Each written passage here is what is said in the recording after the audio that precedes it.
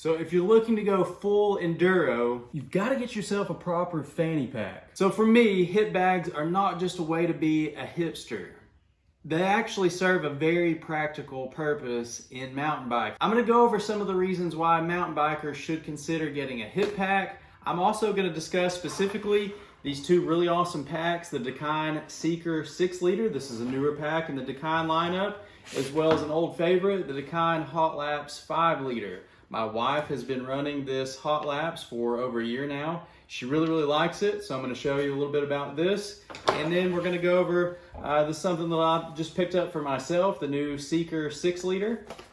Been really stoked on this pack. I've been running it for a couple of weeks now, and it's definitely rejuvenated my love for hip bags, so I'm going to show you why. So why go hip bag over, say, a backpack? For me, it's simple. I like running as little gear as possible, and so many of my local rides in the evening that are somewhere between 5 and 8 miles, I actually just run a frame strap. I put a tube, tire levers, a way to inflate that tube, and a multi-tool, and then I run a water bottle, and it's more than enough to get me through. You've got the essentials. Basically, if you get a flat, you can change it on the trail. You've got your water on the bike. It's more than enough. But as summer months are coming in and temps are getting hotter, I'm finding myself on some longer rides, going on trips and whatnot. And so I need more water than just a single bottle on the bike.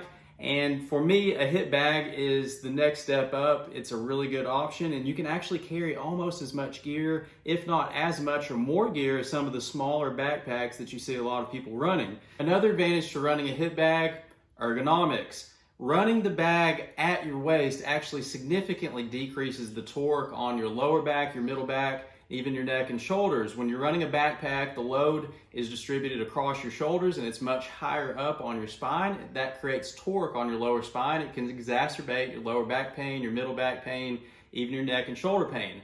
And so it's a much more ergonomic option to center the weight much closer to your pelvis. That allows your pelvis, which is nice and sturdy, with a much lower center of gravity, to bear the weight of the load that you're carrying. And so if you're having any sort of musculoskeletal pain problems, it's a worthwhile consideration to move the load down lower by way of a hip bag. Right alongside ergonomics then goes comfort and freedom of movement. It can be pretty uncomfortable to have a restrictive chest strap, shoulder straps, and even then a waist strap for a backpack. That can provide a pretty secure arrangement that moves very little, but if you get it cinched down nice and tight, it can actually keep you from expanding your chest fully, which could, in theory, inhibit your performance. Sometimes I feel like I'm having a harder time taking in a big deep breath when I've got a chest strap with shoulder straps and then a heavy load on my back. Whereas again, distributing the load down low, you still are able to expand your chest, and then just feeling comfortable on the bike. You know, when you've got this big load on your shoulders, for me, it can become pretty unnatural. And so having it down around your waist, you just tend to notice the load less. And then there's heat management. Again, as the temperatures climb, having a backpack all the way up and down your trunk can prevent you from dissipating heat efficiently, and you can certainly get a super sweaty back. And so yes, you'll still get some sweat on your lumbar spine or your lower back and your hips, but a hip bag still lets airflow for the bulk of the back of your trunk. So what are some of the disadvantages for running a fanny pack? Well, for one, the size. If you're going on huge epics, it may just not be able to carry enough gear as some of the bigger backpacks. For me personally, if I'm gonna keep it below 15 miles and the temperatures aren't just soaring into the 90s, I generally feel like I can get done everything I need to get done as far as hydration, tools, and food with one of these hip bags. And then there's stability. You only have one point of contact with the hip bag, and so if you don't get one that fits you well, or you just get a design that's not very stable, then you can actually get a lot of movement. That's why I was especially interested in this new Seeker bag, because it has a very thin profile. The further out from your back the load is, the more torque that it has on your back through the strap, and thus it can be more floppy. So we'll now hone in on the Hot Laps and the Seeker. We'll look at the specific features that they have. A couple of quick and obvious differentiating factors. The Hot Laps actually has this air mesh paneling along the back and on the side straps. To be honest, I kind of feel like that's a little bit gimmicky, because this is still going to press right against your back. You're still going to get a hot back with this, but some may say that they can tell a difference from that. Whereas the Seeker actually has this firmer padding. It would remind you a little bit more of like a backpacking backpack. It's not uncomfortable by any means. It's still got some nice give to it, but it's just got a more solid platform, which I can tell you after riding it for a few weeks, does help it to stay more secure. And again, you're still gonna get hot where this touches, but much less of this touches your back than a traditional backpack. And then another pretty noticeable difference is the type of material. This would almost remind you of like a blue jean material, and it is water resistant on the hot laps. Whereas this is like pretty much straight nylon. It's a much slicker material. And so literally we just came back from a trip from the Pisgah National Forest in Brevard, North Carolina. It's super chunky, technical, rough, but it's also quite wet. Took a lot of mud on this, and literally all you have to do is take a wet rag and just wipe it down, and it cleans up so easily. Whereas the hot laps, it still cleans pretty easily, but especially if you get one of the lighter colors, it stains a little bit easier, it's a little bit harder to clean. So on the hot laps, it does have a pocket on the side strap, but it's not a zipper pocket, and it's quite small. You certainly couldn't fit a cell phone in here. You could probably fit a smaller multi-tool in there, but you would kind of have to worry about it coming out. Whereas the Seeker actually has a nice zipper pouch, and it has a little bit of stretch to it, not much. I found that it's a good place to throw your trash. You might be someone that likes to keep like gels or chews pretty accessible. This would be a prime place to be able to do that. And certainly you could put about anything else. A cell phone, at least my iPhone 11, will not fit in here, but it is close. Both of these packs actually have the magnetic buckle that, you know, when you have the pack on, you can actually, via the magnet, it just clips right in for the hose to attach to the pack so the hose is not flopping around. And this works pretty well. So looking at the outside of the bag, you actually have these gear straps here. So if you want to throw a jacket or something similar in there, you can actually cinch those down. This also helps you cinch down the load of the pack vertically. And then you have load straps on the sides as well that actually helps you cinch down the sides. And so you can get a super thin profile on this just by cinching these two straps down. It's similar on the hot laps, but you can still cinch that down pretty tight. It just still is a little bit more floppy than the Seeker. The water bladder on these bags, they're the exact same size between the hot laps and the Seeker. But one glaring difference is the hot laps does not have a removable hose here at the base of the bladder, whereas the Seeker actually has this removable hose, which makes it just a little bit easier to get the bladder in and out for cleaning and refilling. Another key difference between the Seeker and the hot laps, the Seeker actually comes with a valve where you can actually turn off the flow of water, and that's in case you like leave it hanging down, it will prevent it from leaking out, which is kind of a nice feature. It's a little bit aggravating to fiddle with while you're riding, but nothing that you can't generally with one hand just open or close. So as far as filling up the bladder, again, it's really nice that you have this removable hose clamp on the base of the Seeker bladder. Nevertheless, when you get them out, you just simply slide this top piece off and you can open up the bag. One thing that I will note is that any hip bag is awkward if you fill it 100% full.